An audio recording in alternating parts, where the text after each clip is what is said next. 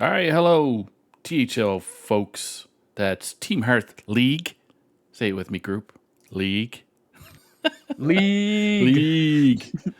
All right, so just want to do a quick introduction. We're here for the end of season THL awards, and I have some wonderful guests. One's the last minute joining, which is Dr. Fish, who's subbing out for the Marty B of the world. He was a little bit tired, so Feast was gracious enough to help and step in and basically help us out here. So appreciate that. So we got Dr. Fish from Tavern Talk and Thirsty Throwdown. How you doing, buddy?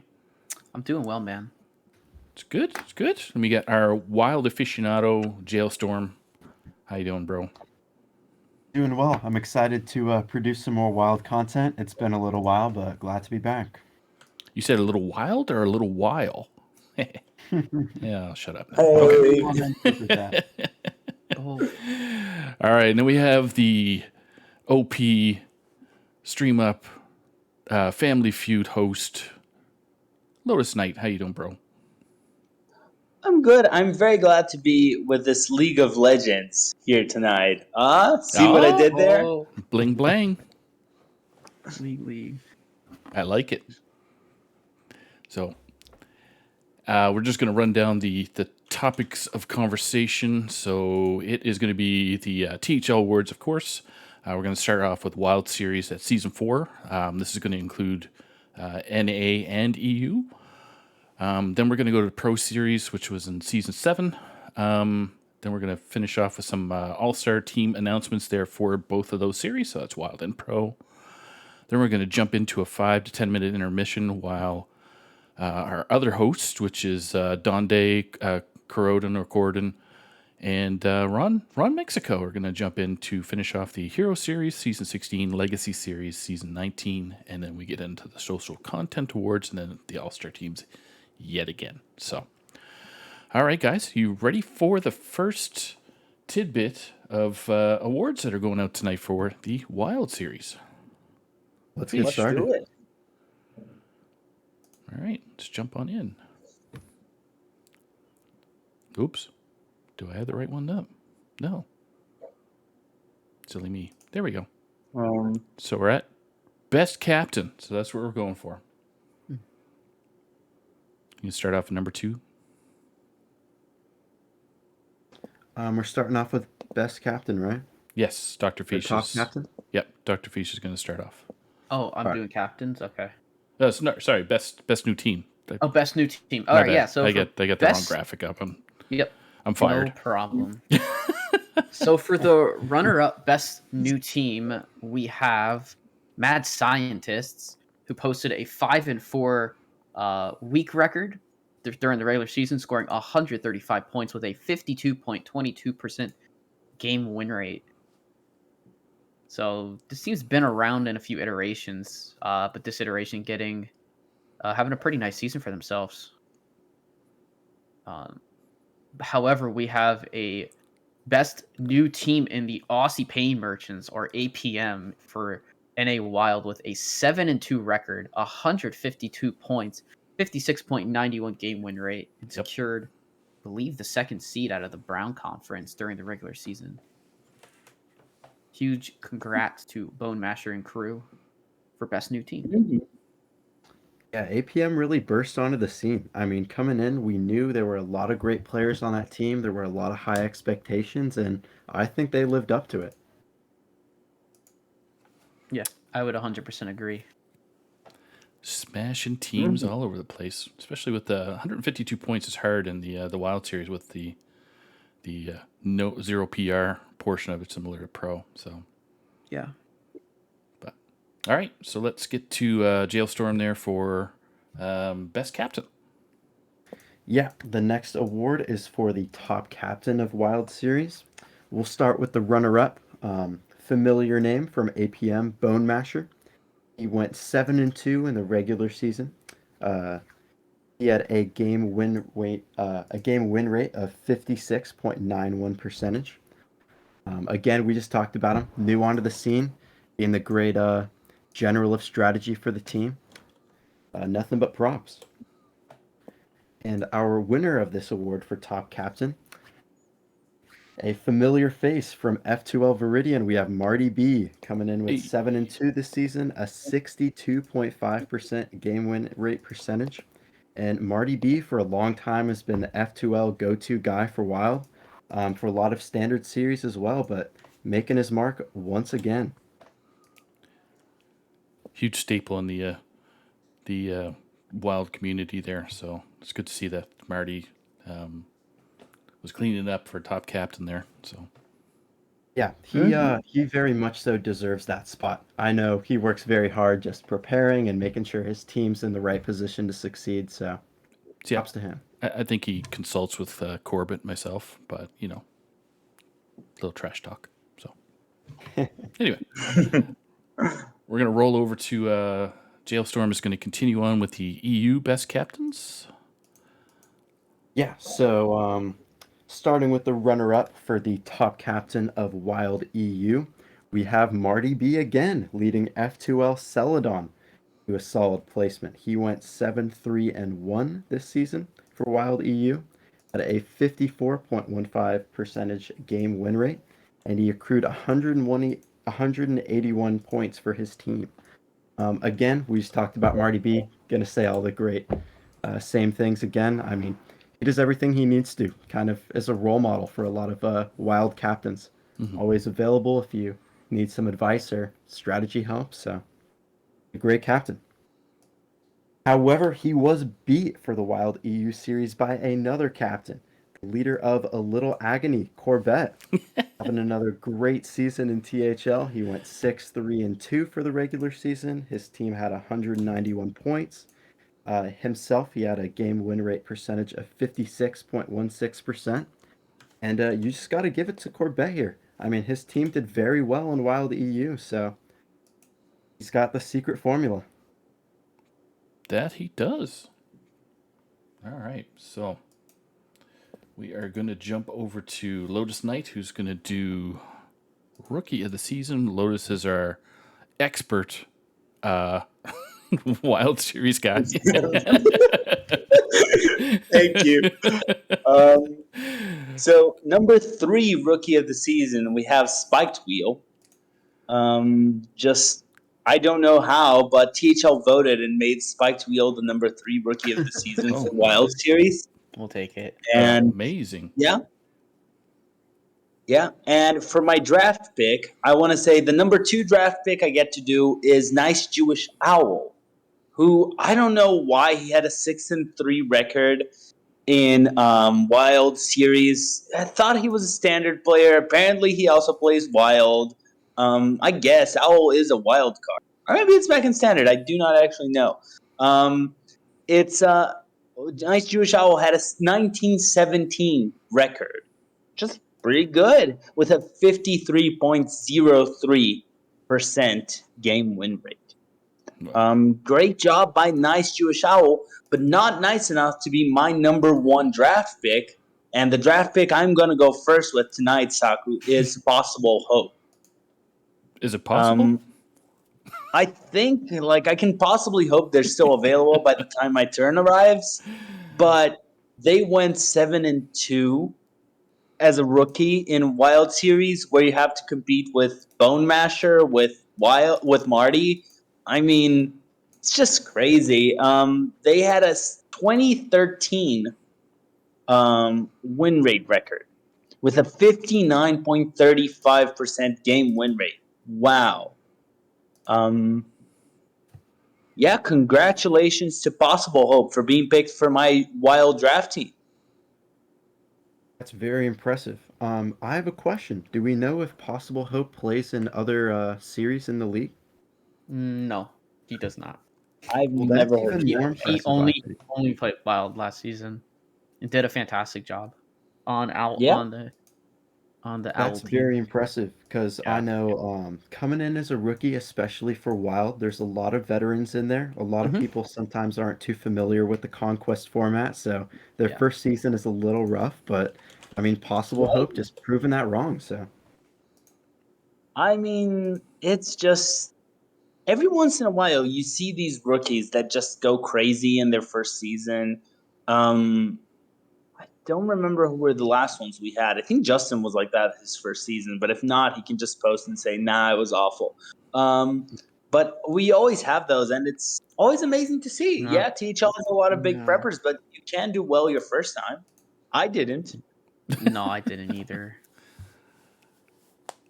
Yeah, All I right. think I went just about even my first, but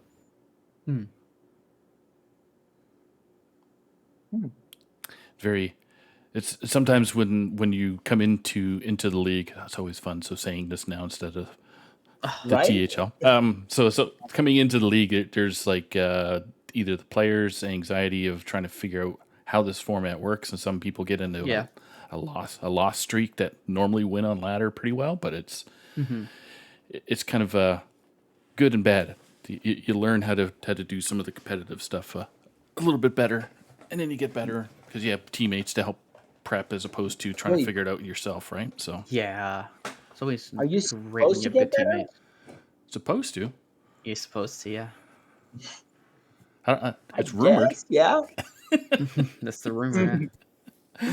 All right, so Yeah.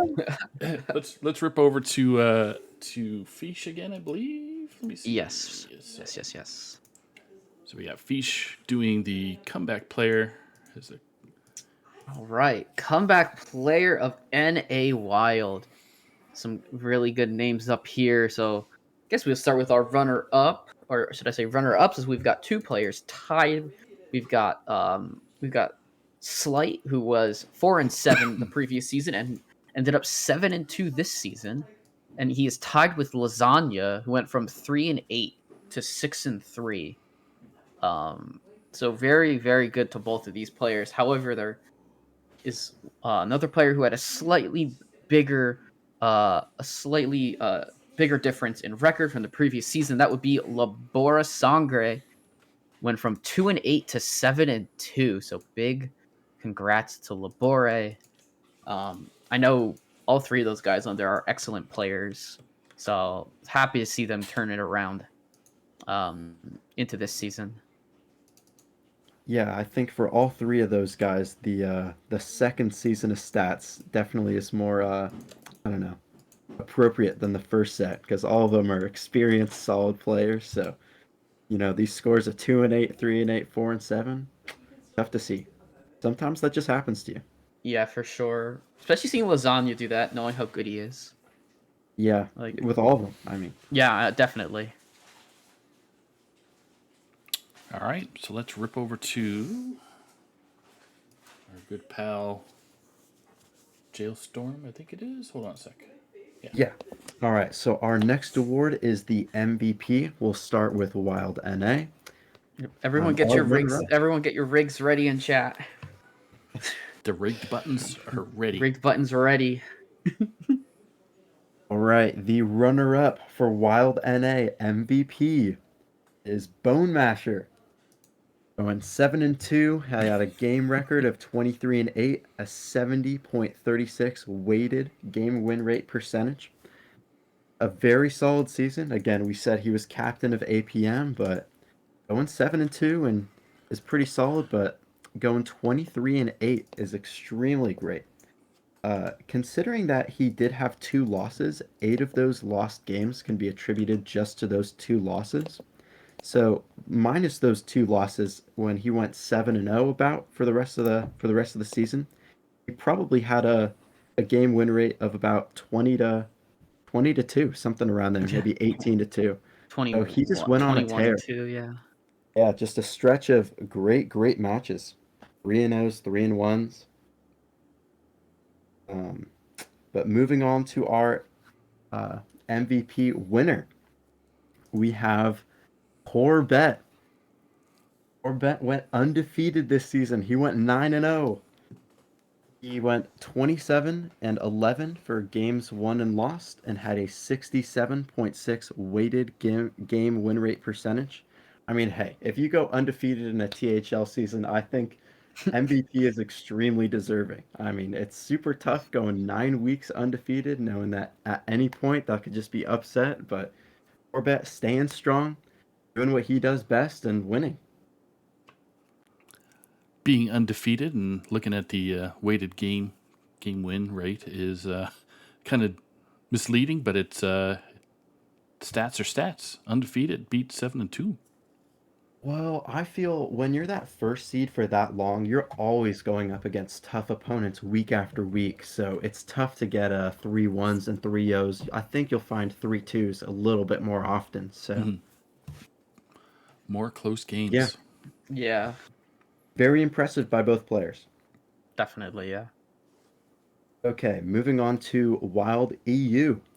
We'll start with our runner-up. We have Mad Thanos from Team A Little Agony. He was their first seed. He went 8-2 this season. Overall games won and lost were 26-16, which makes up a 60.5 weighted game win rate percentage. 8-2, I mean, or actually, yeah, 8-2 in regular season. Is a super solid performance. Wild EU had a ton of competition this first season, so a great performance. All right, for our winner of Wild EU for the MVP, we have Alb 987 from Team F2L Celadon. He went 7-0 undefeated for Wild EU. It didn't seem like he played all 10 weeks, probably had a sub for some weeks, but going undefeated through 7 is a super big accomplishment. His games won and lost were 21-7, and his weighted game win rate percentage was 71.63%. So, a very, very strong showing by all of this season. Yeah. Al didn't play the last few weeks because his family went on vacation, so he was unable to be playing. I'm sure otherwise I wouldn't doubt that he would still win the MVP. He was so far ahead of everybody in PAR. Even by time the 7 week mark had happened. But a ratio of 3-1 for most of his wins for like his average of winning a game 3-1 is quite impressive. Yeah, absolutely. And I don't think the lost weeks take away at all because you could tell No. his weighted game win rate percentage was the highest out of the whole group, out of all 4. So, Yeah. If anything, it shows how dominant he was for the first 7 weeks. absolutely, absolutely. All right, so that brings us to the All-Stars. So we'll rip over to. Just gotta shut this down for a quick sec and then we blink over to our All-Stars. Starting with Wild. All right, I think we're keeping it here. So for the All-Star Pro teams, and this was based on PAR. No, of this all is players this in the Wild series. All-Star Wild, right? Yeah. You said pro, so I threw me out there for a second. All-Star. Sorry, yes, it's just All-Star teams. So for the Green Conference for Wild NA, the top 5 players, I mean, if these guys formed a team, who knows what could happen. The first spot is taken by Corbett, followed by Possible Hope, Lazan, Number Theory, and White Delight. Wow, what a team, guys. Mm-hmm. Super strong. Yeah, I played 2 of these guys during the season. I played Number Theory and White Delight, and they were good matches, and they both beat me. So I mean, and they went on to have really good seasons. And all these names you see that Corbett was the MVP. Possible Hope won Rookie of the Season. Like Lasagna was one of the runner-ups for comeback player. So all these guys had amazing seasons. Yeah, I just consider, these guys are all 1 seeds, 2 seeds for their team. So Yeah. how would you seed this team? All right. And for the Brown Conference for Wild NA, we have 5 more players, also very esteemed, great players. We have Bone Masher, followed by Battle Tagger, Labora Songra, Slight, and Sunday. This is a solid 5 as well. We know these guys had such a great performance last season, and in previous seasons of Wild as well. So they've earned their spot. Yeah, really not surprised to see players like Tiger and Sunday on there. We've seen the other 3 mentioned in previous awards, but but like everyone's a winner, had an exceptional season. So to see Tiger and Sunday get Wild All-Star is really fitting for how good that team is. Yeah, agreed. Mm-hmm. So that brings up our Wild EU All Stars. All right. So we got Wild EU All Stars. We have winners and we have runner ups. So I will run through the winners first. We've got Alb987, Mad Thanos, Lorthos, Pontus Cheat, and Lasagna. Lasagna getting two All Stars, one in NA and one in EU. With the runners up for these players being Robobson, Mr. Luke 98, Otters, Shadow Frog, and Yerna. So some very familiar names spread throughout the Wild EU All Stars. Yeah, this is a super solid lineup, and the runners up too. Yeah, Except for that Rebobson guy. yeah. I'm actually really. I mean, I know Robobson's a very good player, but really big props to him for playing his first Wild season And rocking and making All Stars. Yeah. Yeah, it seemed like in Twitch chat, Rebobson was enjoying the, I guess the different play style. I wouldn't even call it play style, but just a different way to play Hearthstone. Yeah. So For sure. yeah, okay. So that brings us back to our pro awards. So we're gonna start off with some guy named Lotus Knight. Hi, Lotus. You ready? Hey yo. Okay. So are we talking pro now? We are on the Pro Series 7. Take it away for best team. So before best team, I do want to give Wild the award for series I don't play or know anything about, but probably am way more involved than I should be award. But moving into pro, let's start with best new team. Now, pro has been here for a while, and this was, as everyone says, a very stacked season. And second place for best new team is for the Clowns with a 6-2 record, 140 points, and a 53.8 game win rate. The Clowns got second best new team. Bunch of clowns. Gotta like it. Yeah. I'm surprised they were viable to be best new team, but I guess good for them to get this, and then not only that, but they won the championship this season, so Mm-hmm. huge I for don't them. think three of them play together. That's the condition. Oh, okay. But for sure. Or the Clowns Sorry? didn't have any members on their team in the regular season that had a negative win rate. All of them had positive, so great seasons. nice.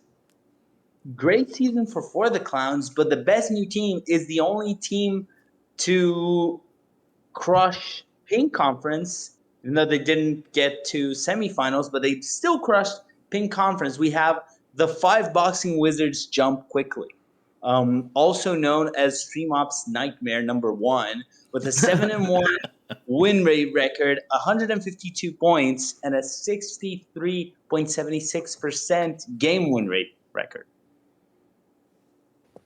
Pretty amazing. 7-1 Yeah. records in Pro Series. Similar to the Wild Series, obviously, for the amount of skill, Right? high level players. Yeah. Yeah, this team was very, very, very good. Mm-hmm. No, they were insane. Pink was free, but they were still insane. Did a really good job, and was amusing to see them just crush week after week after week. Although I do want to take a moment in the name of all stream ops here to ask people to please limit their team names so we don't need to keep reading 6-word names every single time. Please and thank you. It's for us. Like no light showers anymore, please. That was just so rough. Even without Kurt, we must still skirt. It's Uh, Let's try to we're limit issuing a challenge out there. So you need 26 words using the first letter of the alphabet. No. no. There's a challenge for you. I'm gonna lose my mind. Anyway, Anywho, so we'll rip over to top captain unless we have some more to Yeah. add there for best new team. no, I think we're good on the best new team. Okay.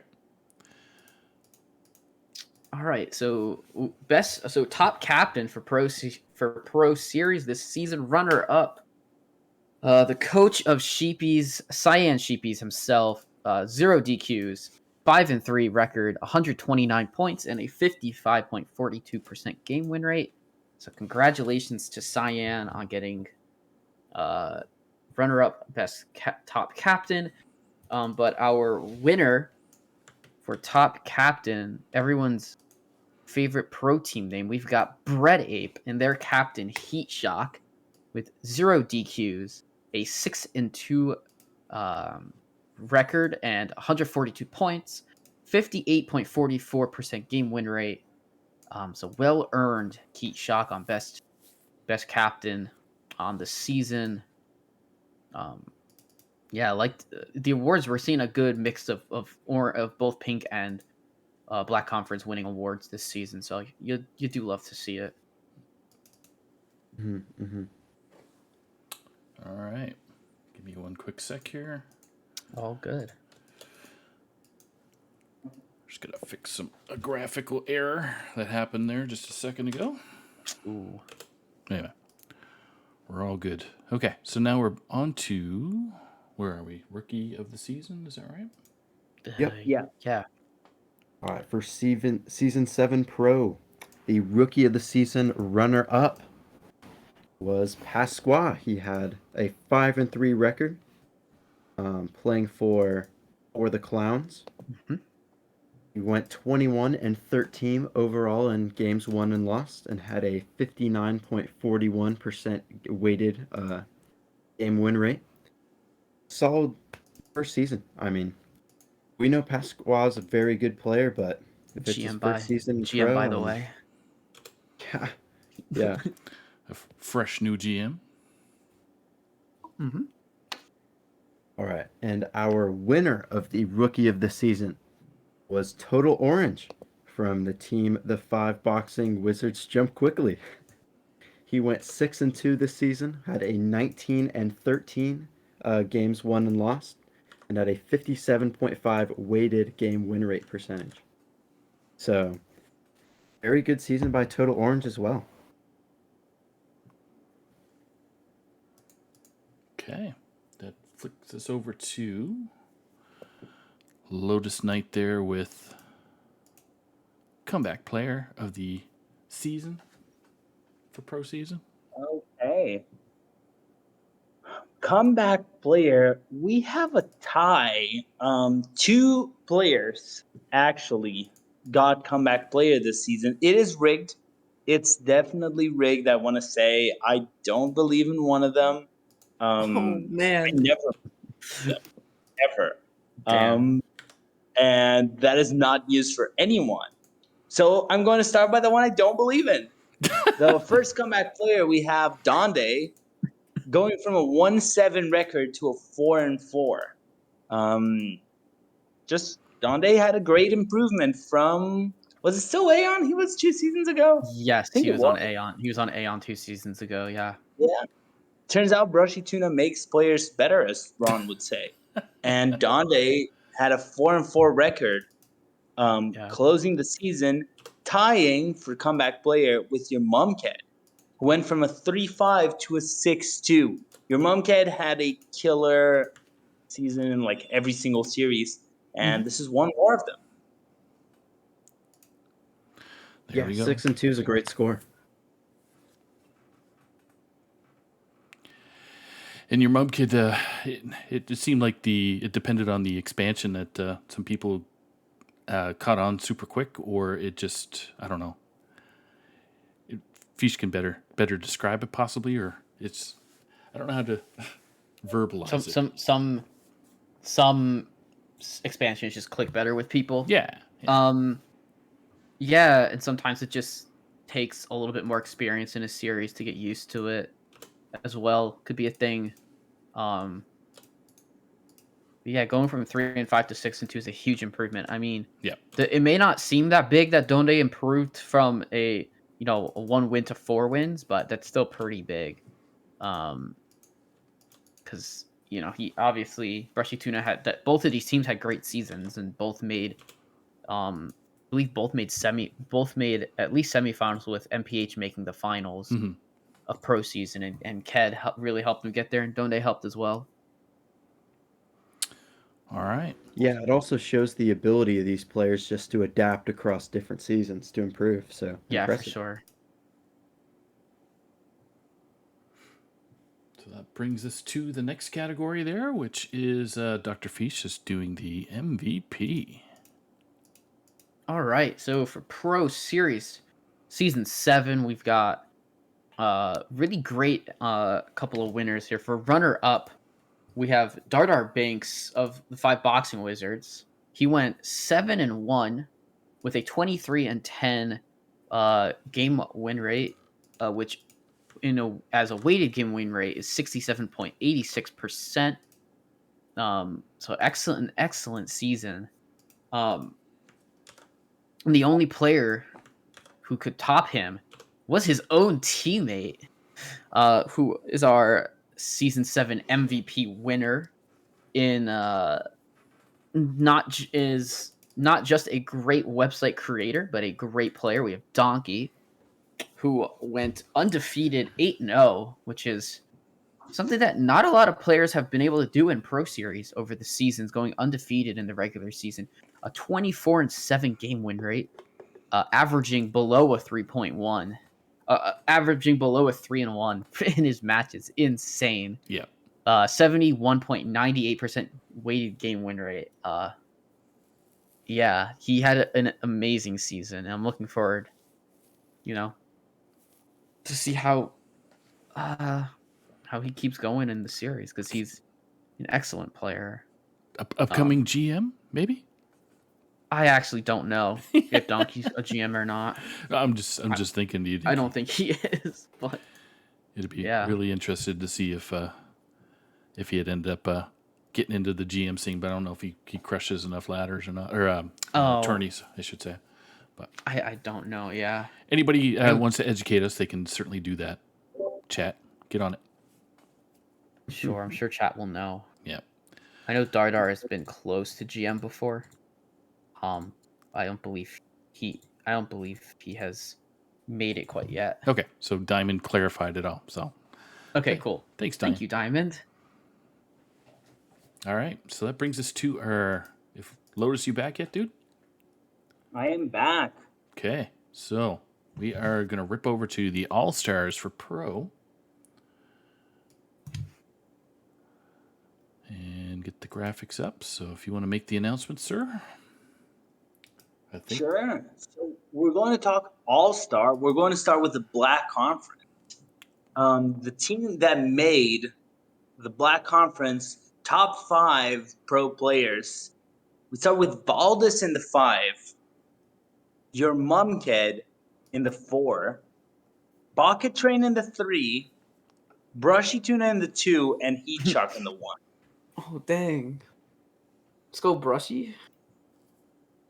Yeah?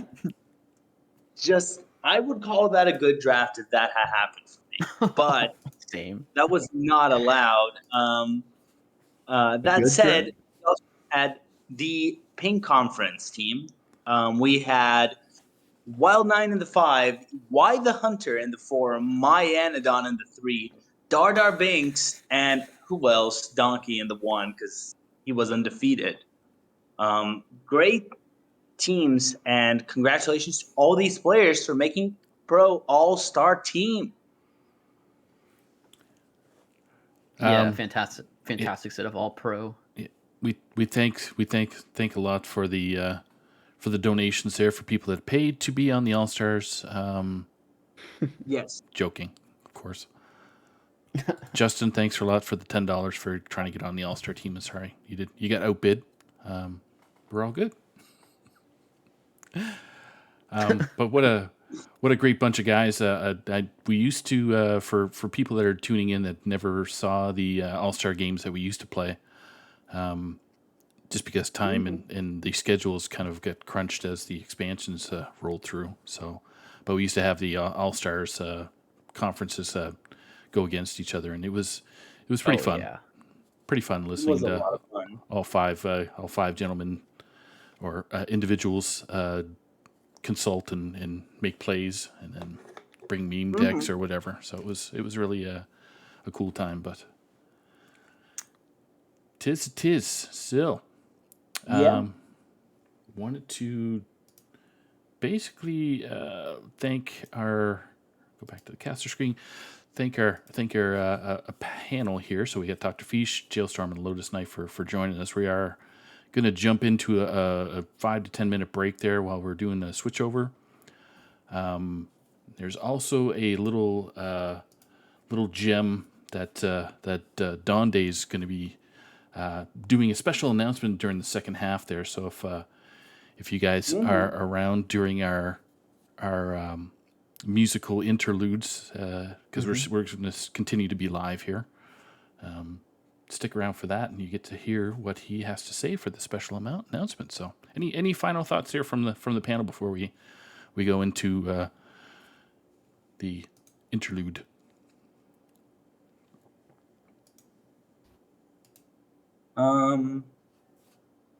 My final thoughts are, I know nothing about Wild, so I hope you were all entertained about my wildest tirades. Or tirades, I don't even know how to say that word. Tirades. That said, I can tell you that Ron, Donde, and Corridon are bringing you just crazy action. And I know I say this a lot, but play on stream, Vish, Sato, and I are always looking for matches. You can always DM one of us. They're here as witnesses. We are always fine if you DM us. Yes. Pretty much, yep. We'll happily confirm that if you message us. We'll get you on stream some way, somehow. Yeah, I've just got to say congrats to all the players that won the awards. It's been a great season for Wild, so yeah. Wonderful. All right. Well, thanks again. We will see you guys in roughly 10 minutes with the fantastic crew of Donde, Corden, and Ron, the Mexico. Okay. Have a great night, everybody, and we'll see you in about 10 minutes. Yep. Have a good night, everybody. Night. Peace.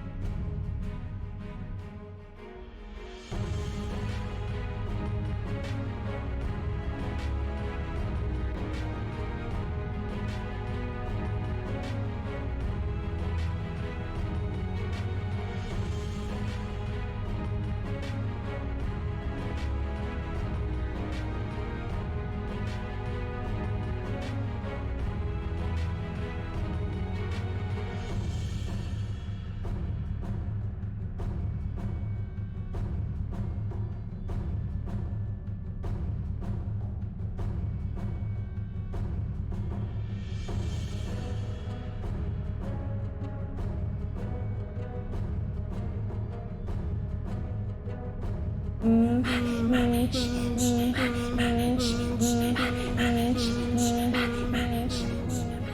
no good. That's no good. Mine's back.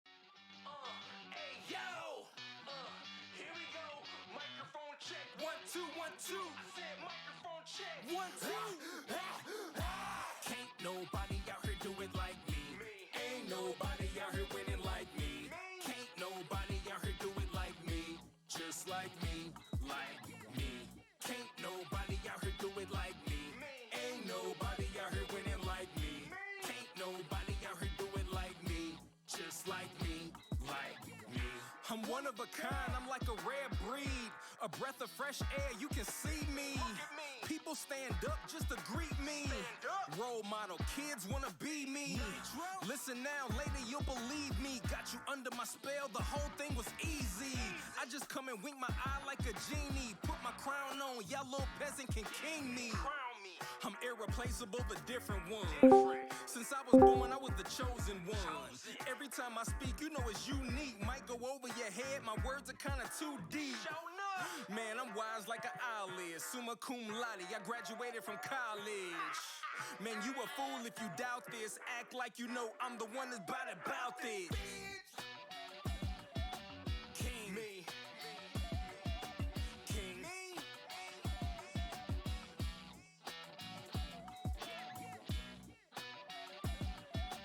King me. King me.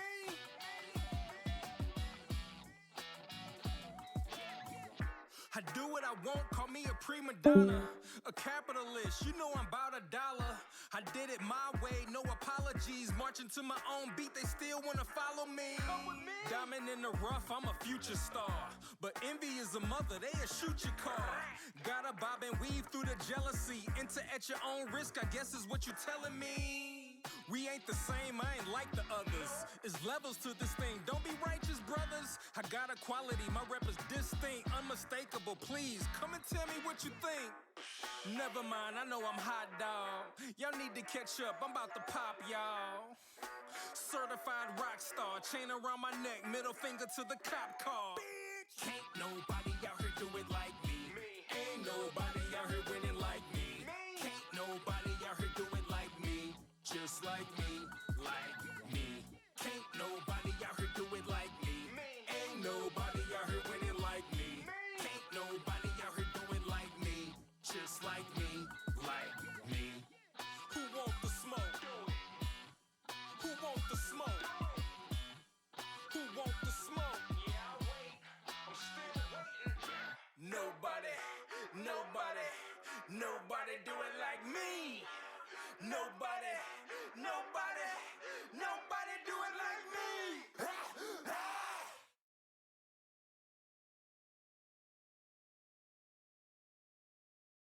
Hey, what's going on? We're back. We got some new people, but I forgot to refresh the names. That's pretty bad. So we got Dr. Feast there, Donde, who's portraying as Donde. I have a PhD now. That's awesome. Yes, you do. Oh, me too. Let's go. And we got Cord in there, who's portraying as Jailstorm. And then we have... I'm wild expert. And then we got Lotus Knight, a.k.a. Ron Mexico. How's everybody About doing? time I got that PhD. Bro, rocking it. So, are you guys ready to start discussing on how things are with the old Hero series and the Legacy series? Let's do it. Ready to rock and roll. I just got to correct some people's names here before we get into it. So how was you guys' Thanksgiving while I'm messing up the stream? It was good. How was your Thanksgiving, Saku? It was okay. Oh, insensitive. He's Canadian. He didn't have a Thanksgiving. He still had one like a month ago. Oh, okay. Yeah, I mean, he's not wrong. my turkey is pretty rotten right now. Yeah, but it was good. I had steak instead, turkey, but it was wonderful. Ooh, nice. Very Why can't we replace turkey with steak for Thanksgiving? Can we make that a new thing? I think it should. Like, be. why do we eat turkey anyway? Steak is turkey is like better in delicious. every way. I mean, Doesn't it have something to do with like the actual story of Thanksgiving? How ever that not true it might be, it's got to have It was something to great, do with scenic. like the pilgrims and the indigenous people, right? It's got to be something like that. Yeah. I'm sure I recall something like that from my school days, 2 decades ago. But I mean, I'm not going to dispute the fact that steak is better because it is. But turkey, yeah, it's a special thing for that day specifically. So let's not let ham encroach on it. Like, let's stick with the turkey. Yeah, get the ham out of here. And it's also a lot easier to make hand turkeys than hand steaks for little children. Very So true. Okay. I'm gonna plead the arts and crafts side of things. I guess. But listen, I don't want to come off as anti-pilgrim, but at the same time, I'm just gonna say it, man. I don't care Can about we stop you pilgrims. before you get canceled? Yeah, are we talking about like the what's the wild deck there? Is that the Pilgrim or is that the Pilfer? The Rogo TK wild. I'm the wild expert. I should know these things. No, you're no, Corridon now. Now on you- Corridon. I'm It's on Phoenix, Corridon yeah. again. Ah, dang. See, that's why I don't know it. I'm back to just regular Demoted. old boring Corridon. You're regular ass leaded now, so Dang. yeah. Just weighing down the squad. All right, well that's fine. You guys will bring me up. All right. So if you guys are ready to do some of the awards, we're gonna have Donde go first, then Ron Mexico, Corridon, and then repeat. But I believe you're skipping something here. what am I skipping besides the intermission? Oh, well, there's a couple things that we wanted to announce Okay. to everybody here in THL. A couple big things. So first of all, Lotus Knight would like to remind everybody that there's going to be a THL set review happening next Sunday, December 5th. So not a couple days from now, but a week and a couple days from now. I believe Lotus and Base. I don't know if there's anyone else on that stream yet, or if there's planning to be anybody else on the stream, but I'm sure Lotus and Base have some quality takes on the new cards that are coming out for the set that will be released later that week. So definitely check it out next Sunday. But we have another announcement. This one is fun. This one's exciting, and it may be familiar to quite a few people out there in THL land. We love our off-season events. I think this draft series is going fantastically right now. It's a lot of fun, and I think it's a format that we'll probably want to try and bring back. But we've got another plan coming up for this following off-season. So off-season, not this one. Obviously, we're not going to be able to squeeze another into this off-season, but coming up in roughly March, you may remember there was some sort of madness that occurred a few years ago around March, and I think it's about time we did that again. So March Madness, THL March Madness is making a comeback. Yes. And if you remember how it worked last time, it was obviously like a bracket just like the NCAA basketball tournament. 64 teams, 64 players in THL qualify, single elimination bracket. Winner takes. The first one did finish CMAC. It did take a little while. We will be moving at a more brisk pace this time to ensure that it does finish on time. So the reason we have to announce it now is because the qualification for it takes place over the course of this next season. So for anybody who forgets or wasn't in THL the first time, you automatically qualify for this tournament by winning a championship, by being named to an Allstar, an All-Pro team, things like that. There's a big list of auto qualifications, and whatever spots are not auto qualified for, we will fill out with a team of bracketologists who will remain nameless for their own safety, and also so they can't be bribed, but they're the same ones as last time. So don't go back and look in the history of anything, because I don't want any sort of NCAA shenanigans going on here. But it's going to be a lot of fun. Perform well this next season, and you will get to be auto invited. There will be prizes, of course, as always. Let's go. It's going to be exciting. I loved it last time. I think it's going to be awesome again. Yeah, especially if it ends a little bit sooner, which is, I'm sure it sounds like it will, but that was a very fun event. I'm excited to hear that. Yes, and it will be just as last time, a single elimination format, best of 5, open lists. You keep the same list the entire way through the tournament, so it doesn't matter what round you have to play the same exact list the whole way, and it is going to be standard conquest. And yes, Wild will be included. The Wild series will have automatic invites as well, though the tournament will be standard. So yes, Wild is now included because they were not around when we did this the first time. Yeah, I think the last one was when I just actually joined THL, and it was very confusing to see what was going on with so many things still happening in this March Madness. I really didn't have the information, but I do recall it as I was joining THL, so it's been a little while. Yeah, I will repost the official rules amended for the new series and whatnot, so that way everyone can read through at their own leisure. But just wanted to announce it here because it's such a hype event, and everyone seemed to love it the first time. I definitely did, even though I got bounced in the first round by Boozosaurus. Love you, Booze, but don't do that anymore. I don't like when you do that to me. It hurts my feelings. Was there a particular thing that happened in that match too that was, I don't know, stand out in some way? I don't know. I remember the number 12 for some reason. Yeah, I mean, he Ed win with a 12-12. Is that a post nerf or during the nerf Oh or no, it was no. pre-nerf? Oh, it was fresh Edwin.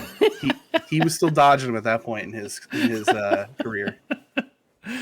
Yeah, that was a wonderful scene. But Yeah, sure, for somebody. for one side, yes. All right. Well, shall we break into the Hero Series Big Game Hunter announcement? Please do. Okay. Let's rip over to some BGH. Donde, who is our BGH for the season? Our BGH, the Big Game Hunter for Hero in Season 16 was Pasca. In Week 11, he defeated Mick, and that was a 233 PR discrepancy. So shout out to Pasca, winner of, well, he has his own award, and now he's got this award too. So congrats to Pasca. It's always neat to see the lower PR. Not to say that the player itself, but the PR itself kind of maybe not necessarily surprised, but it's interesting to see what happens for the differential, right?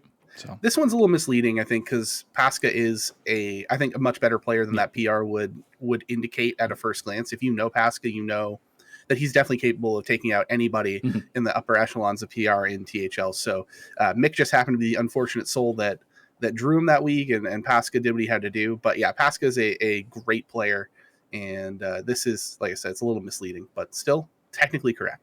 There we go. So now you can flex, Pasca. Do it. One fellow Canadian beating up another one. All right. So we got Ron Mexico. You're up with the best new team. All right. So you want me to lead off with the runner-up first? Correct. Yeah. So starting off with the runner-up, coming in at 148 points, 48% game win percentage, and a 4-6-1 record. It is APM. And there were a lot of APM teams floating around. The hero version did fantastic, had a solid season, but couldn't top the ultimate top team, odds-on favorite to win the title, it seemed at one point, and very impressive season. 57% game win rate, 186 points, 8-3 record. Who else could it be but at Diamond? The road to 2K. Still an incredible team name, and very good season. Congrats to Diamond and team for a very impressive regular season. 186 points seems like a little bit crazy. I mean, they were completely dominant all the way through, basically all of Hero, right up until they got blown out in the playoffs in their one loss there. And, sometimes that happens. Yeah, Hero was also a very long season, as you can tell, with 11 games. So that does inflate the point totals upwards quite a bit. But still, I mean, if you take the average of 186 points over the 11 weeks, just off the top of my head, that's about 16 to 17 points a week at least. So, yeah, that's not you're not losing very many weeks when you do that. Nope. All right, Corden, you ready for the next segment? Ready to go. Best Capitan. So the best captain coming into Hero. Our first, well, I guess our runner-up for this qualification is none other than Based Inc. captaining Bands with 0 DQs, a 7-3-1 on the season. Oh, and as we just talked about, 181 points with a 56.22 game win rate. I mean, it goes to show the points are crawling up there, just 5 points away from Diamond. But the top captain of Hero this season was none other than our buddy Reeb Bobson, captaining F2L Black with 0 DQs as well, an 8-3 on the season, and 182 points of a 59.46 game win rate. Yeah, I mean, these were kind of the juggernauts of teams going in, so just not being a new team, but it goes to show just the absolute dominance that a lot of teams had in Hero this season. I think the top three were we're quite well off in points and pretty comfortable coming into the last few weeks. Yeah, the difference here was that Diamond or at Diamond, I should say, he himself did not have a DQ, but the team had a DQ. And 0 DQs is the top qualifier for top captain. Okay. Next up is some guy named Donde. I don't know if anybody's familiar with him. I've been talking a lot, so probably. Rookie of the season. Rookie of the season. So these are both players that I'm surprised were rookies when I was looking at it, to be honest with you, but they are, I assure you. Our runner-up is Super Chicken at 7-4, 25-21 in game score, 54.1 weighted game win percentage, and just slightly edged out by our winner. The rookie of the season now has a card kind of named after him, sort of. It's humongous. It's the Nice Jewish Owl, 7-4, 25-15 with a 60.31% weighted game win. So just a little bit better in the weighted game win. As you can see, had 6 fewer losses with the same amount of wins. So a lot of quality wins there for NJO. Again, I was shocked that he hadn't played in Hero yet, but I guess I'm not surprised. And yeah, these are 2 birds. C-Mac is right. The 2 different bird players are our rookies of the season in Hero. So that's fantastic. Nice Jewish Owl is AKA Spiked Wheel. So, Yeah.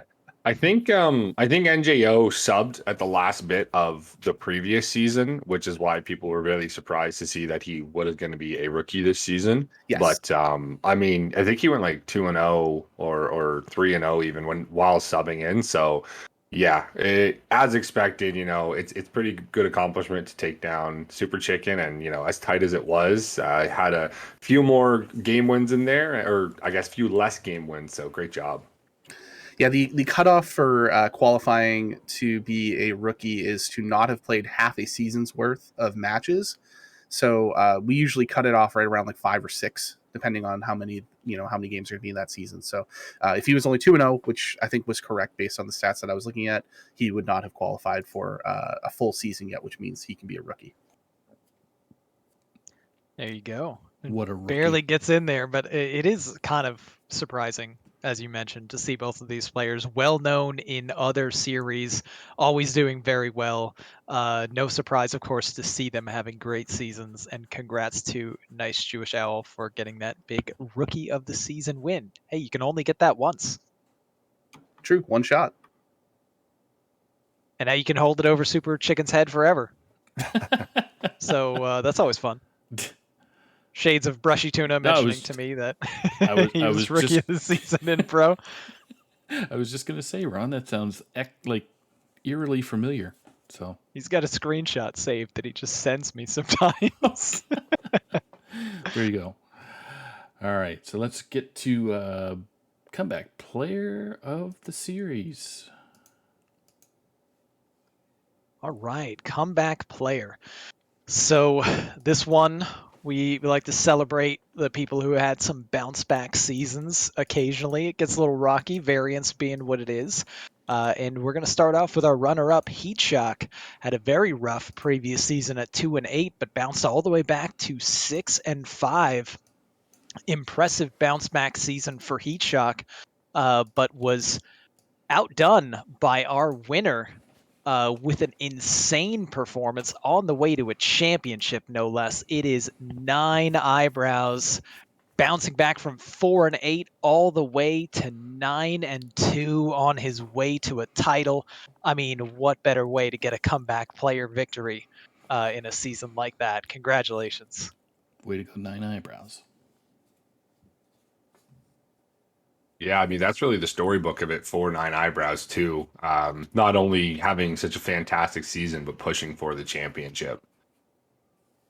Yeah, with how strong Hero is in terms of quality per team, if you don't have a player going 9-2, or in fact multiple players probably at least going, 9-2, 8-2, somewhere in that range, depending on how many weeks are played, you're probably not winning a championship. So this is huge to lead that team to a championship and get this hardware as well. All right. Off of comeback player of the season, we go to MVP. Yes, rolling into the MVP for the Heroes series. Well, we just spoke about him.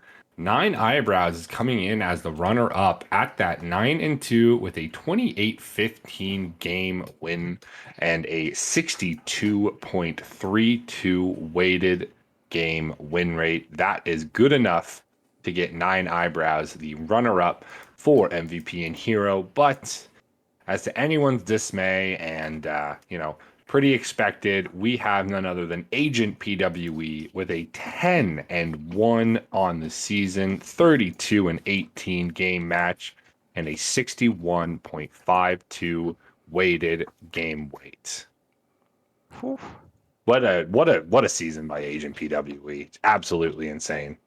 Crossover player of the season winner too. Whoa. I mean, we already know Spoiler! this. Spoiler This alert! has been public knowledge for a while. You just spoiled it, Ron. Spoiled what we already knew, Ron, dude. God, come on, man. I didn't know that. Yeah, no, Agent had a fantastic season. As you said, Ron, not just performing here in Hero, but as we saw across the board, very well for himself this time around. To address the I assume Justin is talking tongue in cheek, because for those who don't know, we used to do this on weighted game win, and everyone got mad when people who had a better record lost the MVP. So we switched it to the better record was the MVP, and now Justin is complaining about us needing to do an weighted game win rate. So yes, that is hopefully him being tongue in cheek and not making me for sure. a very sad person. For sure. He would have quit chat long ago, I think, if that was the case, right? Perhaps. Mayhaps. Unless he likes to punish himself. That's good. So, all right. So that brings us to... so we got the MVPs all done. So we're going to the All-Star announcement there for the clubs for the lovely Hero series. So that will bring up... Who does that? Donde. Is it? No, or is it Ron Mexico? Ron Mexico. Hey, all right. We're diving into The Hero All-Stars.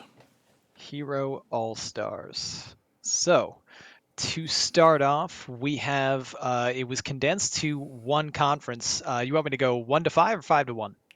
Whatever way you feel. All right, let's go from the bottom up to the top. We've got at number 5, starting with our runner-up, it is Dr. Fish. And the winner of our Hero All-Stars, just the one conference because it was all condensed, it is Skirt Reynolds. Skirt. Followed by runner-up Diamond at number 4 with 9 eyebrows taking the top all-star spot. Number 3, runner-up Mick with Rabobson taking that top spot. Runner-up none other than our very own Donde here in Call at the number 2. But Nails Too Strong takes the top spot for all-stars. Runner-up Baystink in the 1, and who else but our Hero Series MVP, Agent PWE, in the 1 seed as our all-star team. Any surprises? I was surprised at me. Same, honestly. I think there just weren't. I think like a lot of the 2 seeds that really performed well moved up to the 1 seed, and that kind of left not like a huge void at the 2, but there were a ton of really good 1 seeds that, like Ron, you were among that list as well, had fantastic records, but like Agent and Base were so solid that it was hard to break into that top 2. So yeah, this happens every year. You start in a lower seed and then you move up, and if you play more games in the higher seed, you no longer qualify at the lower seed. So standard rigged. Gotcha. Okay. Let's go start announcing the Legacy series. So Donde, you get to do BGH again, sir. I love speaking for the little guy or the medium guy who happens to be the really big guy. Either or. The guy that you know very well. I do. Former teammate, former captain of mine is our Legacy BGH this season. Darkside was the winner in week 1 just getting it out of the way early versus Nails, a 268 PR deficit. This is a solid upset. Darkside had to play quite a few players that were much, much higher PR due to the construction of his team. And I think he was in maybe, if not the 2 seed, at least the 3 seed a lot of the season. So yeah, that's why we saw a pretty big PR difference there in this matchup. And congrats to Darkside for pulling out in week 1. Yeah, to be fair, we do see that quite a bit where we get BGHs in week 1 because a lot of times the PRs might be settling. But in this case, didn't matter when this happened, just this was a crazy huge upset, and big props to Darkside for logging up BGH right away. Like, nope, this is my award. Nobody else gets it for the entire season. Good luck next season, guys.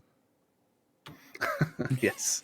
Yeah, very like you said, not dramatic or I guess not anticlimactic in any way, but we do see, much like the early season PR discrepancies, you sometimes see it late in the season as you get that last second move in a seed and then somebody ends up sneaking out a win. I think that's what we saw with Pasca in Hero, because his was in week 11 and this was in week 1. So yeah, that makes sense. True. Yeah, and not saying that like Darkseid is not a bad player. That's not what we're saying here. It's just with the PR difference, Nails is a very, very strong player, high on the ladder, which really is what PR ultimately does get based on, unless you have some horrible, horrible years and plummet yourself. Darkseid is more than capable, as is evident, of taking down someone like Nails.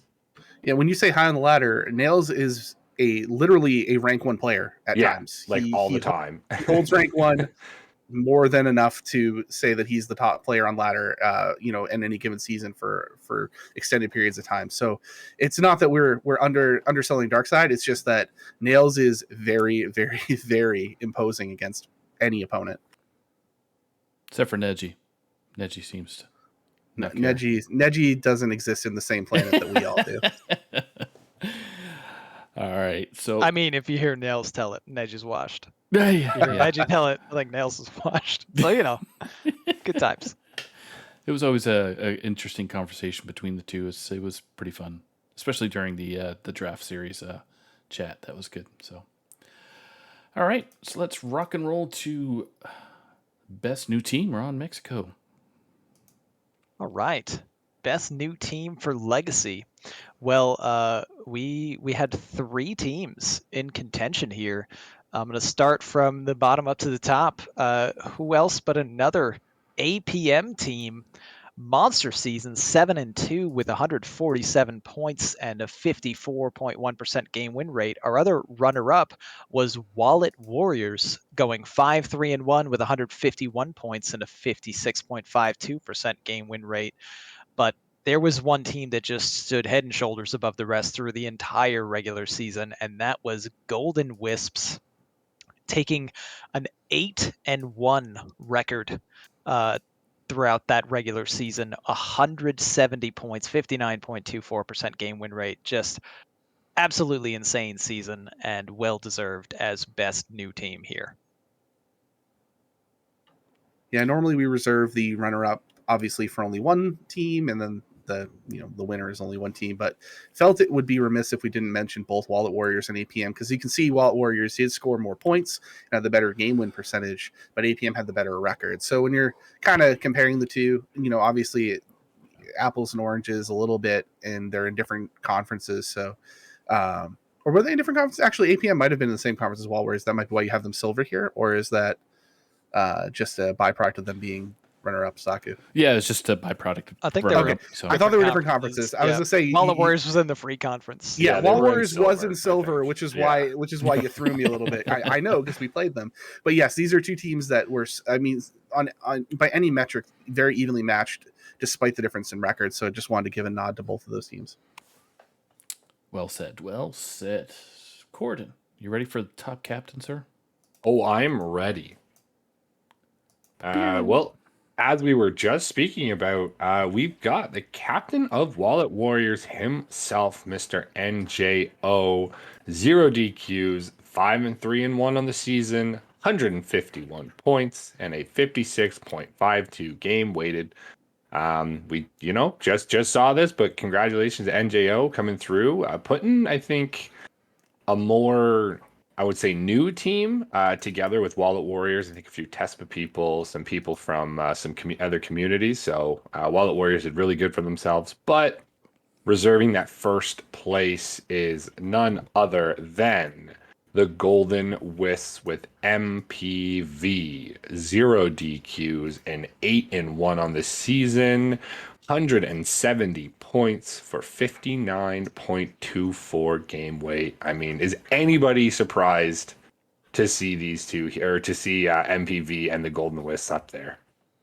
Yeah, not at all. It just they were dominant. They were so dominant. Yeah, which team ended up beating them in the regular season? Was it That's a our great eventual question. champs? Did Defias actually, were they the only team? I think Defias might have been the only team to beat them, and they also won the title. Okay. Which Very is pretty possible. I sweet. mean, Have to go back and look. yeah, if Yeah. you're gonna get beat by anybody, it's got to be the one that wins it all, right? That means you just lost to the absolute best. For sure. Oh. So we I got think you're Light saying if Showers. Light Showers might have Yeah. got them. Also, Oh, I very good believe team. so. It was the battle of the Golden Wisps and the Golden Light Showers. I do recall that one. No, Golden Wisp lost to Defias Brotherhood in week 5. Hey, Well, chat, you're wrong.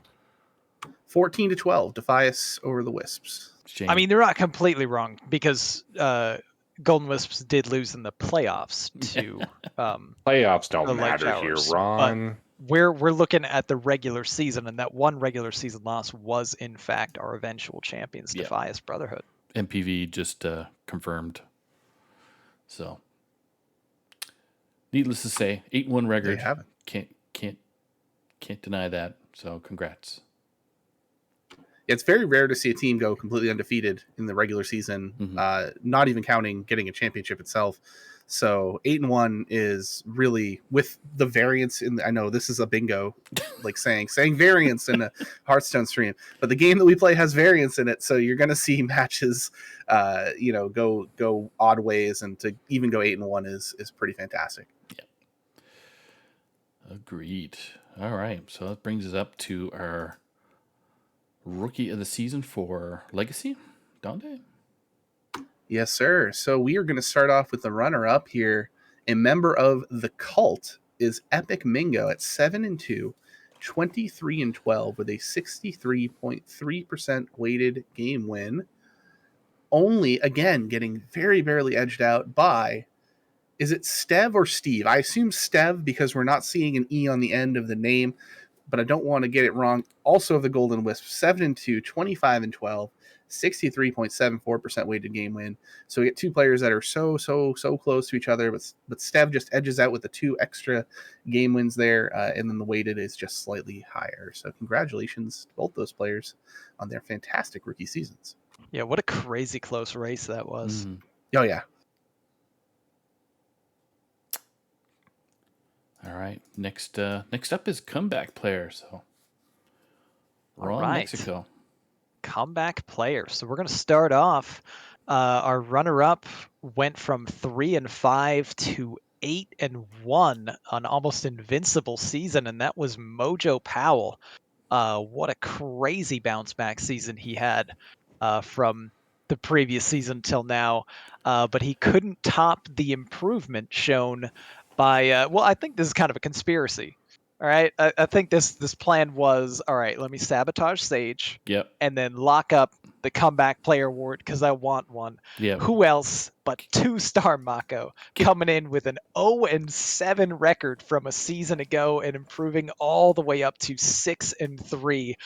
That's what we call PR management. Get that rigged up in there. Yeah, this might be the truest rigged emote in chat ever. So yeah. Way to go, Mako! You stole one. you sandbagged the season previous. Now you come back with a 6-3. Look at you. Congrats. All right, Corden, MVP, bro. MVP. Well, we were not for MPV, but the MVP for the Legacy series this time around. First off, we're going to start with the runner-up. None other than Lawful Dog coming in for the runner-up here, going with a 8-1 match record, 25-13 game record, in a 62.8 weighted game win rate. Coming out of Chaos Theory there. Ron, your recently departed Chaos Theory. So True. so Yeah. Donde, what was Lawful Dog's win rate? Because 4,400 or 44,409 is incorrect. Yeah, I mean that's a lot of wins in one season, Yeah. and I am impressed. But it was 8-1. Yeah. Gordon had it correct in his rundown here. Which one was it? Sorry. 8-1. Ocho y uno for our All Espanol right. friends. So Yeah, That as is- much as we'd love to give him that overpowered 44409, just not meant to be for Lawful Dog, and well, just really narrowly beating out Lawful Dog to probably nobody's surprise for the top MVP of Legacy, none other than Neji Boston for Amber Flight Gaming. Correction, Neji Flight Gaming. Neji Flight Gaming, right. Trying to weigh him down, but Neji holding the course and pulling the whole team with him. 9-0, over 9,000 for Mr. Neji. 27-19 game on a 69, nice, 0.77 weighted game win rate. Yeah. Just we love you, absolutely 9,000. dominant from Neji. Exactly. We love you, 9,000 there, Neji. Sorry, it is. That's not. It's a 27-9 for Neji. Good catch there, Jar Jar. That is a 27-9 for Neji. Just got a 1 in there by mistake. Jeez. Sorry. That's no worries. Yeah, I pulled it up real fast and correct. So 27-9, even better for Neji Boston. Would have looked a little bit weird there, but that's all good. And again, any surprises to see the top two performers coming through here?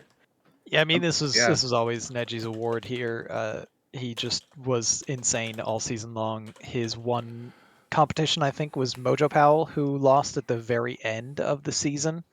But even then, I think Neji had it pretty much locked up with that 9-0. Just insane season. Yeah. It's great Of course, team. team still couldn't get him to playoffs. Sorry, Neji. Couldn't hard carry us into playoffs, bro. You should have done more, Neji. Obviously. Yeah. Something free conference. Nice. Should have went 10-0 in a 9-game season. So work on that next time, bro. If he had gone 10-0, we would have made playoffs. Just saying. No. Step it up, Neji. Yeah. All right. So that brings us to our lovely social. Or actually, No. sorry, our All-Stars. Are we going to talk My All bad. Stars for Yeah, Legacy? we get all stars. Oh, yeah, but somebody's an All-Star. Hey now. Are we going to start do this it. now? Get your game on. The All Stars for Legacy. We have. You're gonna start with the Silver Conference here, right at the top. Silver, the 1 seed. Shockingly, it's Neji Boston. I know, right? Crazy. The 2 seed is Cheesy 10. The 3 seed is Bone Masher. The 4 seed is Sam Sees Ghosts, and the 5 seed Mojo Powell. So between Neji and Mojo, right there, you have 2 of literally the best players in the entirety of Legacy. And moving on to Gold Conference, we got Agent PWE in the 1 seed, Mick in the 2. Geranium Battle in the 3, and Canoe in the 4, with The Real Allure in the 5 seed for Gold Conference. Then, of course, the red, led by Lawful Dog, the runner-up for MVP in the 1 seed, Y the Hunter in the 2 seed, A2 Battleship in the 3, Slot in the 4, and Jolt C in the 5 seed for red. Yes, Mick did not get BGH this time. He is the 2 seed, the 2 seed winner for Legacy. So yes, congrats to all 15 players here. And if this was qualifying for March Madness, you would all have an automatic spot. But this don't count. Not till next season. Gotta do it again. Just do it again. Do it Yep. better. Run it back. All right. So let's go back to our content awards here. So, going to stick with the background there for Sure. Legacy. All right. So a couple content awards to give out that we tend to give out every season. We have. Oh, actually, we're missing one in here. I think I don't know if I forgot to give it to you, Saku, but It's okay. We can add it. I'll add it on the fly in chat and we can get it going. But this one is not was not missed. These social butterfly. This is recognition for those individuals in the Discord who create a fantastic, welcoming environment, do a lot of fun stuff, and just are generally social people in the Discord. So our runners up. You may have noticed in the mornings the THL Discord is kind of a pop-in place, and that is likely due to Anubinator and Reverb's frequent banter in the morning. They are on, I believe it's New Zealand time, so they are at at their peak when we're all just kind of waking up here in the US. But the winners will be the Wild Series meme community. This one goes out to everybody who, in Hat's words, despite all the serious conversation that was taking place during playoffs and Legacy, Hero, Pro, Wild Series was just making memes the entire time in their channel in the Discord, because that's what they do, and they had such a fun time with it. And I think the Wild players in general just love to have a place to have like a competitive outlet, because Blizzard has kind of paid more attention to Standard, as we know, and are paying more attention to Battlegrounds than Wild. So it is cool to have a place where all the really heavy hitters in Wild like to play, and they're just having a great time with it. So that's who we wanted to shout out this season for being our social butterflies. Thanks for being so wild in the Discord, gang. All right. Nice. Ron, Mexico. You get the dubious task of announcing the crossover player. Wait, I thought I already spoiled this. Okay. Oh, You did. You spoiled your own reveal. Big spoil pants. The part that isn't spoiled though is who was the runner-up, because we all know who won this. That he was a monster all season, but Ron, the runner-up, Mexico. I'm pretty impressed. We had a total of 25 and 15, 95 and 70, 76.57% weighted match win rate, 87 aggregate PAR. It's Rabobson coming in with an incredible season. He went 5-4 in Legacy, 9-4 in Hero, 5-3 in Pro, and 6-4 in Wild EU. Just incredible season from Rabobson, but could not take it away from this was just the season of Agent PWE. Our crossover player of the season was insane. That 10-1 Hero record really sealed it, I think, but 92 aggregate PAR for him. Had a 23-10 total, 83-57 in game win-loss record, and a 76.93 weighted match. It was 7-2 Legacy, 10-1 Hero, 4-4 Pro, and Wild maybe kind of hurt him a little bit, but didn't matter. 2-3 in Wild, no big deal. Agent PWE just locking it up with ease. What a season. Couldn't agree more. He was pretty much on fire with every aspect of the series. So, and you know what doesn't get taken into account here for crossover player of the season? There's another series that has been played for the past 3 seasons for THL and not factored in at all, and that's Battlegrounds, where Agent PW was arguably the MVP of his team and won the championship for Battlegrounds. So just absolute monster this season. Thanks for bringing up the bad memories there. You're welcome. Too funny. I thought they would be good memories. Double first, and that particular memory was fantastic. Yes, but yes, the agony of losing at the last so second. Close yet so far. Yeah. And to know that BG isn't coming back, so I don't get another shot at it. But at the same time, yeah, shout out to PWE. Definitely played much better than I personally did all season. Just because I had a very good finals doesn't mean that he wasn't the better player overall. Right. Okay. Let's rock and roll the chord, and who's going to be announcing the Content Producer Award? Yeah, so this individual, I think, is taking on a bit more of a role this season. Definitely pouring a lot more time and effort, and just a lot of intellectual time and mental fortitude into it. But it's our favorite Family Feud and host and everything, Mr. Lotus, or Dr. Lotus Knight himself, coming in with the content producer for this season. And I mean, the guy does so much. He even wanted to share this award with Gotta be somebody Lotus else. Knight. That's just the type of guy he Yeah. is. Like, that's just man. I mean, yeah. Lotus does quite a bit. He hosting Family Feud twice now. Always looking for stream games, taking over Hearth Center there for a while, really taking control of it. So, really, really doing a great job for the content side of THL. All right. Congrats, Lotus Knight, dude. Thanks for the hard work and all the effort this season, especially during your busy time trying to get your doctorate and stuff. So. Yeah, not just this season, but Lotus has been behind the scenes, been very important to content for several seasons now. Yeah. Essentially, since we were together on Hearth Center, even then when he was just starting out, he was always one of the first to say, like, "What can I do to help you out? What can I do to help move the show, in the right direction and make sure everything gets going tonight?" And that's always welcome. And then Lotus just said, "You know what? Forget it. I'm going to do it for every show too." And just help out across the board. He's nonstop, just complete effort all the time. The man does not turn off strategizing about Hearthstone, talking about Hearthstone, finding facts about Hearthstone, finding facts about the players.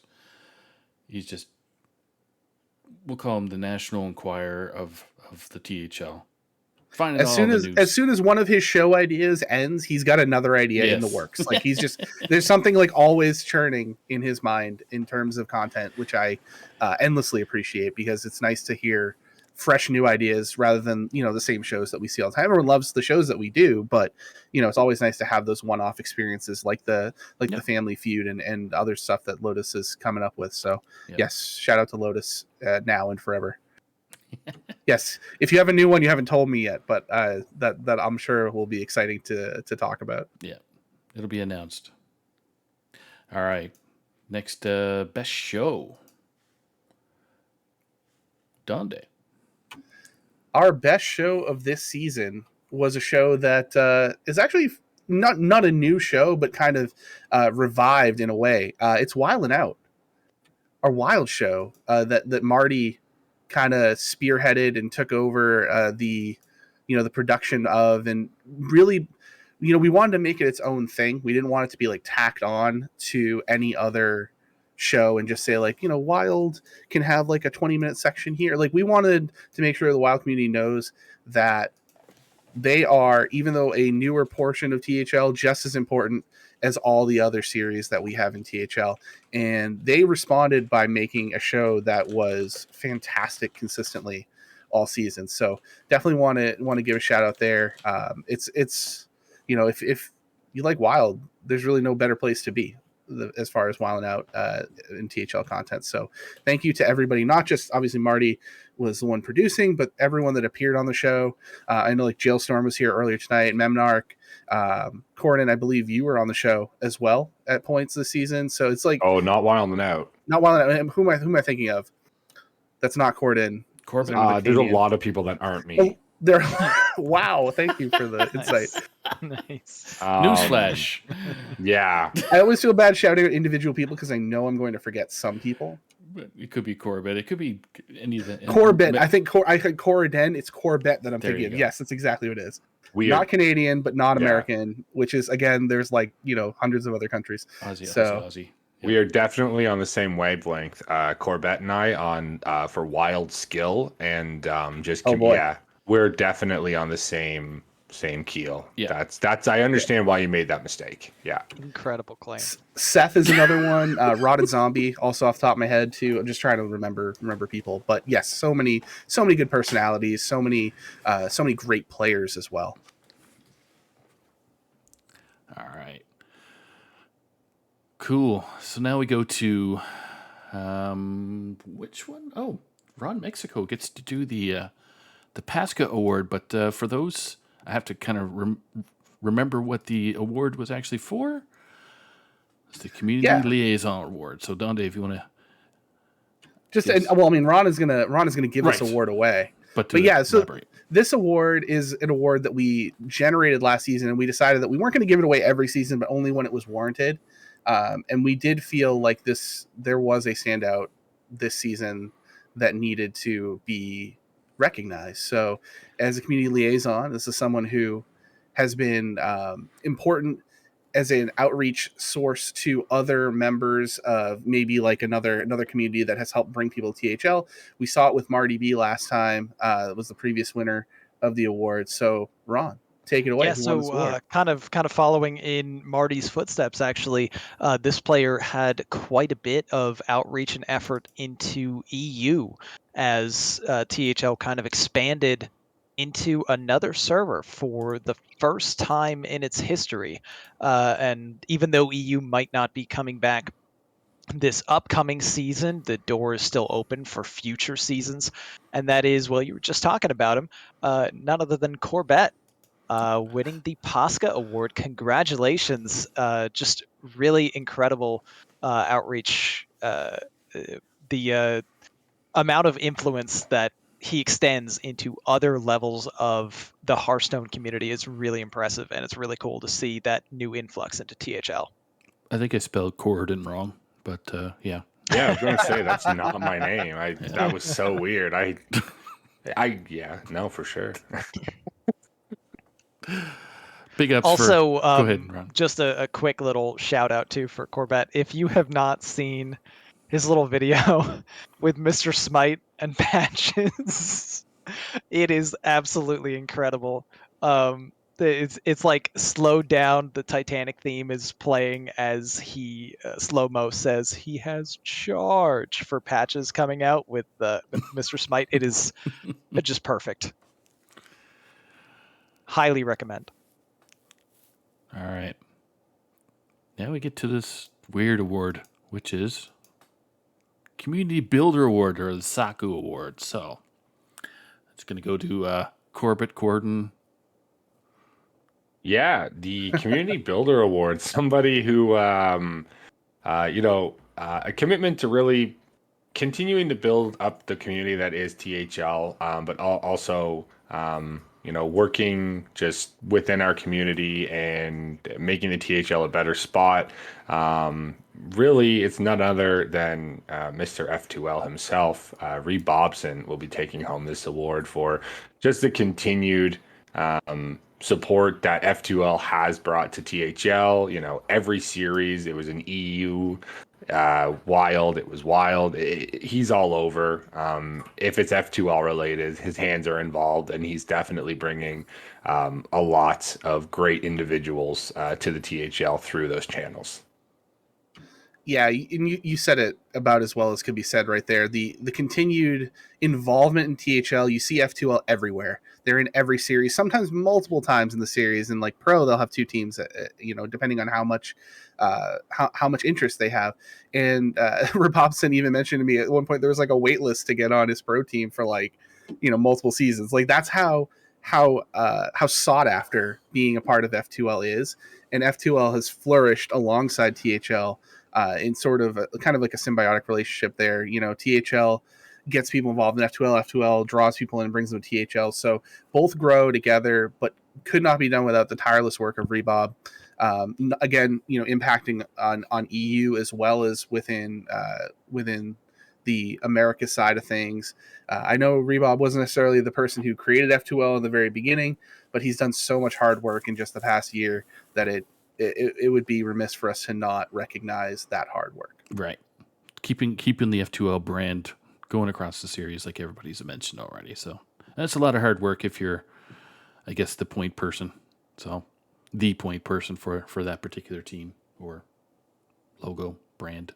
So great job. Absolutely.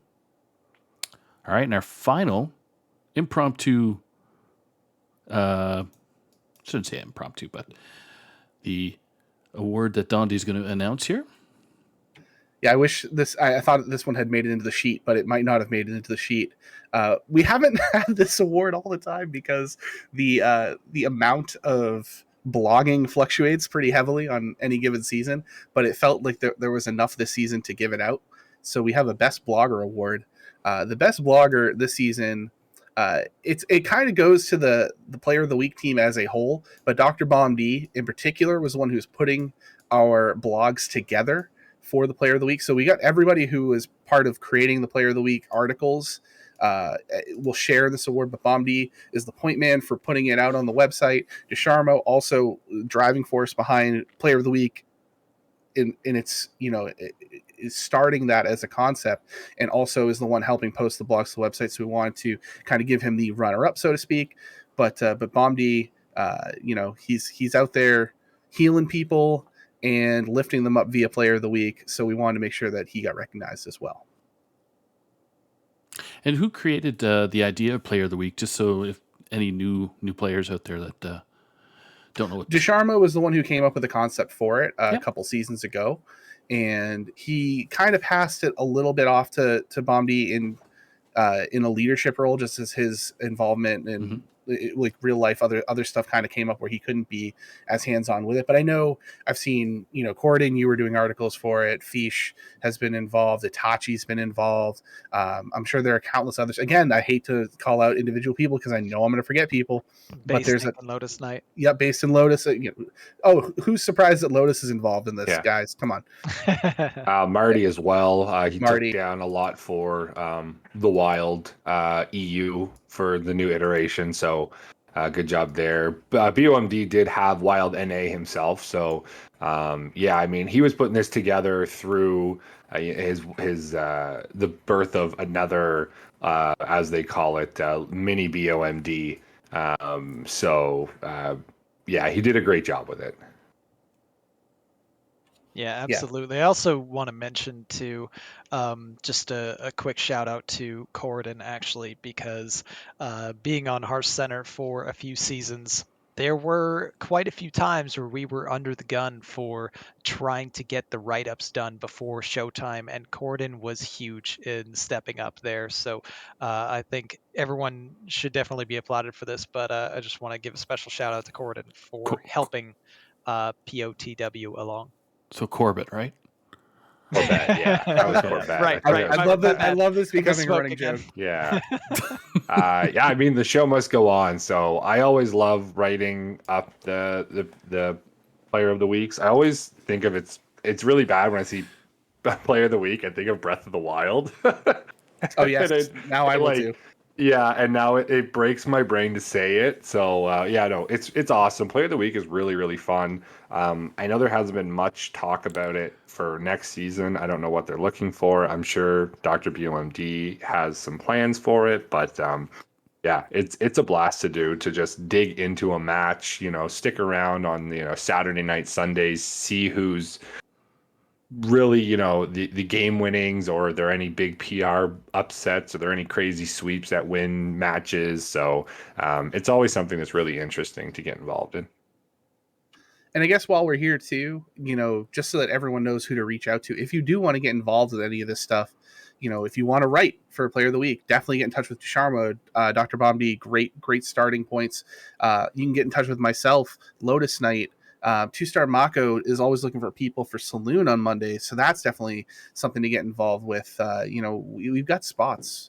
We've got, if you're interested in content and you want to be involved in content, we're here to give people that platform. And if you want to cast matches, absolutely. We see some people, they're not involved in a lot of the shows, but they just love to cast matches. We've got spots for that too. So just reach out, let us know what you're looking to do, and we'll try to find a spot for you. There's always a chance that we're looking for somebody anytime. People like to rotate out, real life stuff happens, so don't be afraid to ask. It's especially casters and the stream ups. I think we're pretty set, but we're always open to have some backups if anybody is ever interested in either stream opping or casting. So any help, it's an invaluable skill to definitely learn how to do, and it's always good to have more than very, very small numbers for casting and stream ups. So because if we aren't able to put stuff on on stream if we don't have people. So hard to do that. But any special other notes that we got going on before we close out the rest of the evening there? I mean, March Madness was the big one I had coming. There you go. Obviously, we talked about the card reveal next week on the 5th, Sunday. So talk to Lotus about that if you want some more details. I'm sure he'll be posting about it using the new events feature in Discord, which is fantastic, by the way. It's really cool for content, so we love that. I guess just as a general, if you don't want to be involved in content, but you want to play on stream, make sure you're letting us know next season. If you and your opponent both agree to play on stream, Friday night, Saturday night, Sunday afternoon, Saturday afternoon, let us know. We'll get you on stream. We love it. We love to stream the matches. There's pretty much always a possibility of getting casters and ops to stream you. So should be a good time. Don't be scared. Yeah, and I just want to add too that this season, another great season and highly competitive across all the series, and this was the swan song of Team Hearth Legends. Oh yeah. The last season, possibly indefinitely, that the league, which we can now say, would have been known as Team Hearth Legends at the start of the season. So starting next season, obviously as of right now, a little bit before now, we are Team Hearth League, and I'm very excited to see Team Hearth League kick off the next season for all series. We get to just be known that way all through the entire season, and that's pretty sweet. That's something to celebrate. And speaking of that, to kick it off, we've got the reveal stream for the players and the teams coming up next week. That's gonna be Friday and Saturday. Mm-hmm. So just before the set review, we will have Friday and Saturday evening team reveals. So definitely check it out. When I did make the League of Extraordinary Gentlemen and Women joke earlier today to get a GM joke in board chat. So Bone Masher, same brain, love it. So should I announce who's actually going to be on the reveal streams? Or please do. Go right ahead. Well, I don't really know. I just got to find actually. Oh, well. Where it is. No, hold on. You seemed like you were juiced for it. So. I was, but I was trying to remember who was doing what. So for the Pro Series, just give me one quick sec. Sorry. Very well prepared here. So I'll say you definitely mentioned this to me before. So yes, there's a list somewhere. There is a list that's in our content manager's chat. So excuse me. So who's going to be on Pro Series and Wild Series announcing that, you ask? Well, we're going to have Nails. We're going to have Cyan Sheepies. We're going to have Super Chicken. And then we're going to have Jordan MG. So those are some new faces, some new voices. You've seen them on stream, seen them play on stream, and occasionally on some of the shows. So that's going to be Friday, December 3rd, 9 p.m. Eastern. And then we're going to have a good lineup there, or a great lineup there for Saturday, December 4th for 9 p.m. Eastern. Legacy Series and Hero Series for the team reveal. We're going to have none other than Yellow Dart himself. We're going to have Diamond. And then we're going to have Mojo Pow. And then there was one more individual that I don't think I got confirmation for, but there will be one more player. So that is exciting to have some new individuals do the team reveals. We're trying to switch it up there so that the content team gets a small respite or respite or rest per se.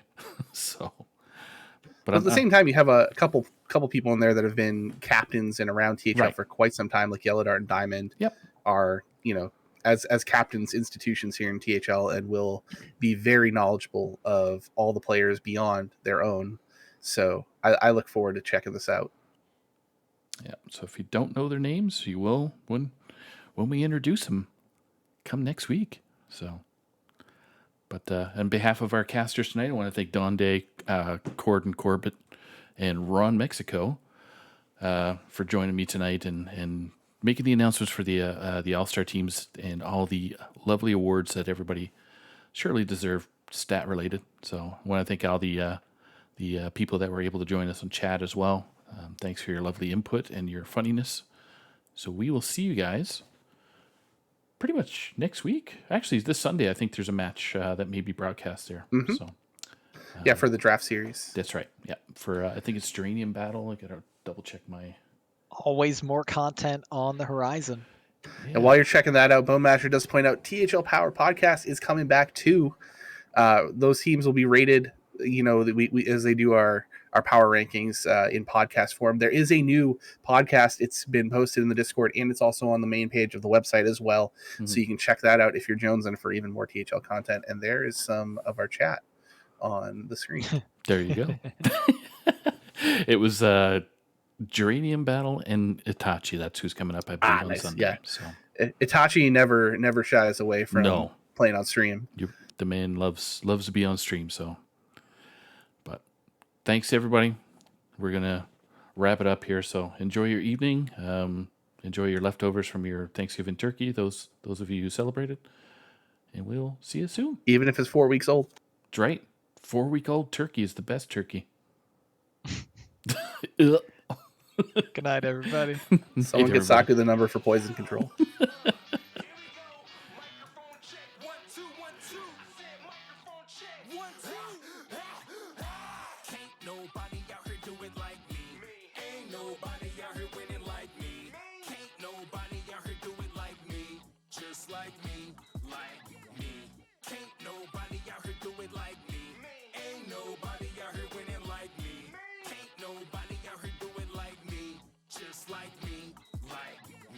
I'm one of a kind, I'm like a rare breed. A breath of fresh air, you can see me. People stand up just to greet me. Role model, kids wanna be me. Listen now, later you'll believe me. Got you under my spell, the whole thing was easy. I just come and wink my eye like a genie. Put my crown on, y'all little peasant can king me. I'm irreplaceable, the different one.